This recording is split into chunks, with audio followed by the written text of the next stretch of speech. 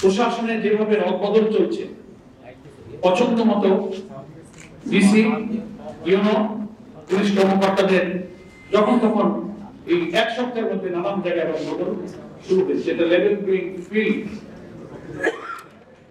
মাঠে নির্বাচনে সব দলের সমান অধিকার, এই সমতা রক্ষার যে দাবি আমাদের অন্যতম দাবি, সেটা ভঙ্গ হচ্ছে। আমরা দেখতে পাচ্ছি একটি দলকে খুশি করার জন্য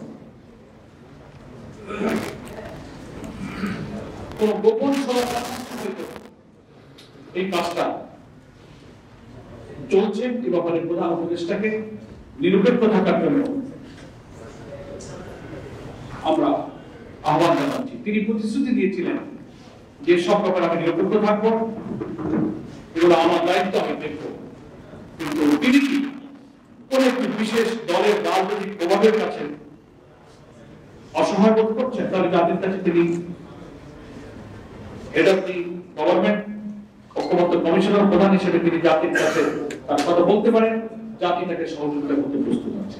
কিন্তু আমরা চাইবো নির্বাচনে যেন লেভেল প্লেইং ফিল্ডটা বজায় থাকে।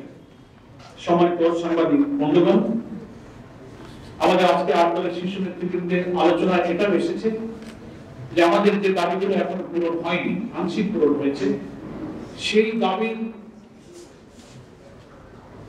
সংগ্রামে রাজপথে 8 দলের কর্মসূচি ইনশাআল্লাহ অব্যাহত থাকবে। 8 দলের একটা লেয়ার কমিটি আছে, শীর্ষ নেতৃত্বের পক্ষ থেকে তাদের উপরে দায়িত্ব দেওয়া আছে। এই সব দাবিতে পরবর্তী কর্মসূচি স্থির করা এবং ঘোষণা করার দায়িত্ব 8 দলের শীর্ষ নেতৃত্বের পক্ষ থেকে।